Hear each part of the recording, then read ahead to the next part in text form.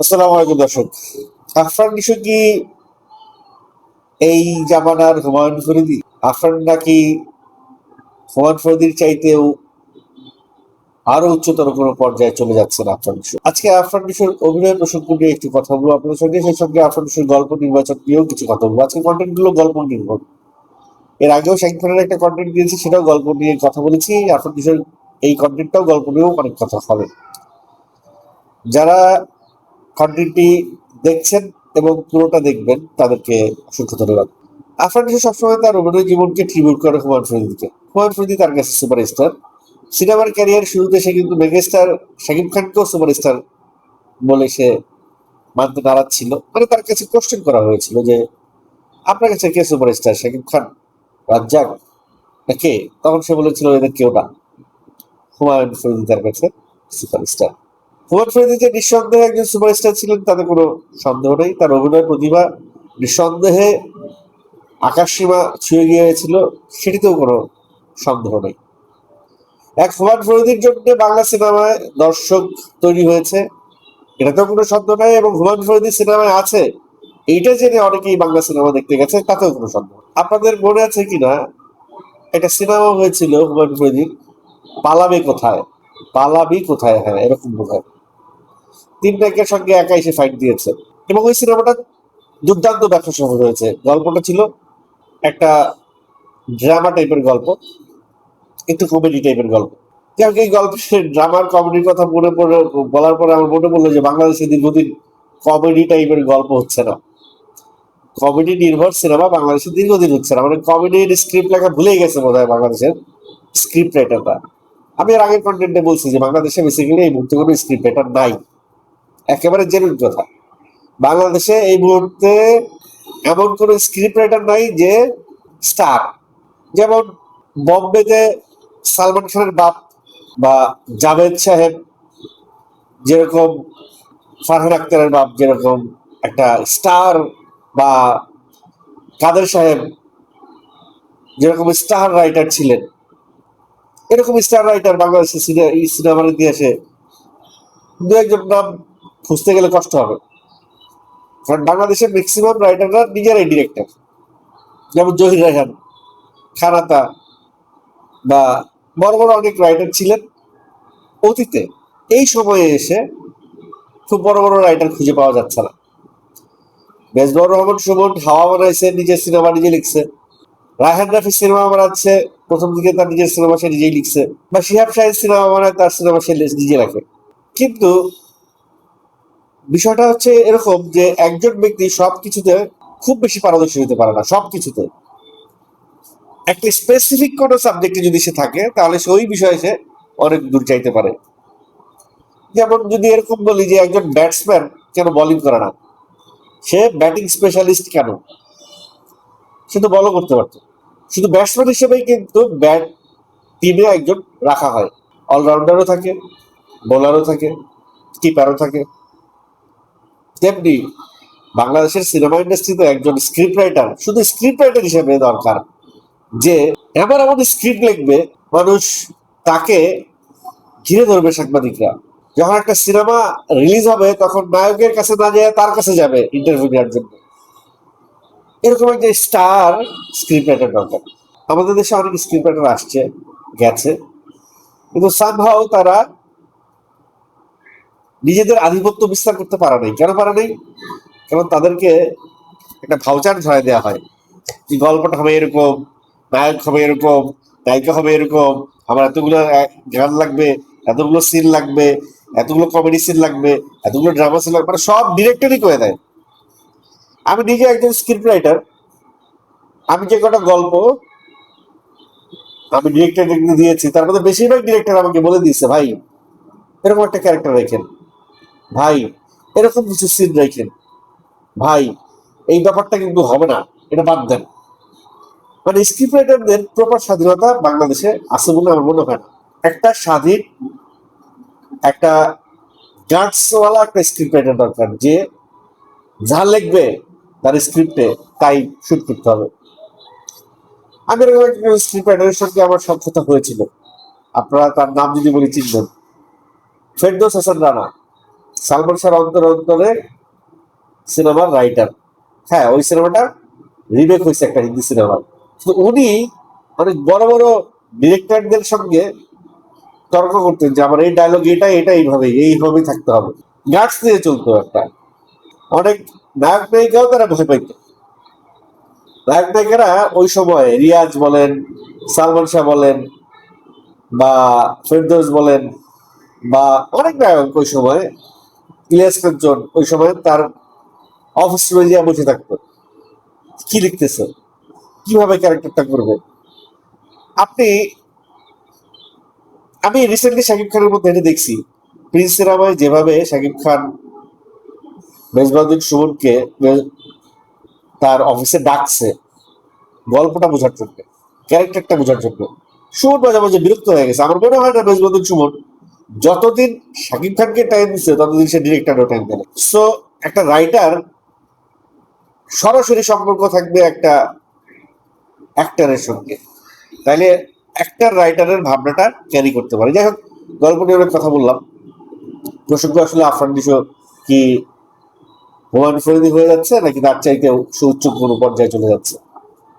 অপি করিম আমাদের একজন প্রখ্যাত অভিনেত্রী, তাকে আমরা ব্যবহার করছি না সিনেমাতে, অনেক দুর্দান্ত লেভেলের একজন অভিনেত্রী।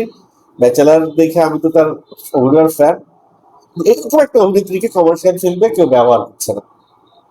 তার নামটা আরো 2-3 বার আমি বলবো, যাতে করে যেসব ডিরেক্টররা আমার কন্টেন্ট দেখেন অপি করিমকে যেন তারা তার সুযোগ্য ক্যারেক্টারটা দিয়ে সিনেমায় ব্যবহার করেন। বিশেষ করে রায়হান রাফি এবং মেহিদ হাসান দিদার দৃষ্টি আকর্ষণ করছি।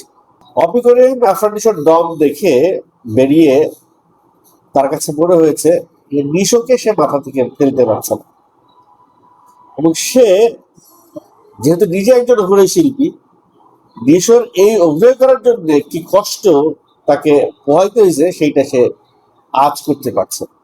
হ্যাঁ, ডেফিনেটলি নিশো তার ক্যারেক্টারের জন্য সর্বোচ্চ চেষ্টাটা সে করে, এবং নিশো তার ক্যারিয়ারের শুরু থেকে প্রতিটা সিনেমার জন্য সে পর্যাপ্ত সময় ব্যয় করছে। এমন না যে যা পাইতেছে তাই করতেছে, 3-4টা করে সিনেমা করতেছে, তা না। নিশো একটা দীর্ঘ সময় দর্শকদের মনে জায়গা করে নিতে চায় বলে, বা হুমায়ুন ফরিদের মতো একটা ইম্প্যাক্ট দর্শকদের ভিতরে ফেলতে চায় বলে সে বেছে বেছে এবং ডেডিকেশন দিয়ে কাজ করছে। তারপরেও নিশোর যে ভুল হচ্ছে না বা হবে না তা তো না। হিমেল আশরাফ একটা কথা বলছে, এবং মানে পয়েন্টে পয়েন্টে কথাটা বলছে। তার এই পয়েন্টটা আমার খুবই ভালো লাগছে। হিমেল আশরাফের পয়েন্টটা যে আফরান নিশো একটা যোগ্যতা সম্পন্ন অভিনয় শিল্পী, ডাইভার্সিফাইড অভিনয় শিল্পী, তার অভিনয়ে অনেক ডাইমেনশন আছে। তার মতো একজন অ্যাক্টরের এরকম একই ধাঁচের গল্পে কাজ করা ঠিক না, একই ধরনের গল্প ক্যারেক্টারে কাজ করা ঠিক না। তাকে চাইতে হবে আমাদের ডিফারেন্ট ডিফারেন্ট ক্যারেক্টারে। তাকে আমরা কমেডি গল্পে দেখতে চাই, তাকে আমরা অ্যাকশন গল্পে দেখতে চাই, তাকে আমরা ড্রামা গল্পে দেখতে চাই, তাকে আমরা ফ্যামিলি গল্পে দেখতে চাই। গল্পের তো অনেকগুলো ধারা থাকে, অনেকগুলো প্যাটার্ন থাকে, অনেকগুলো প্রকার থাকে, এবং সেইভাবেই দর্শকদেরও ধারা হয়, প্রকার হয়, প্যাটার্ন হয়। সব দর্শক অ্যাকশন সিনেমা পছন্দ করে না, সব দর্শক রোমান্টিক ছবিও পছন্দ করে না, সব দর্শক আবার থ্রিলার ছবিও পছন্দ করে না।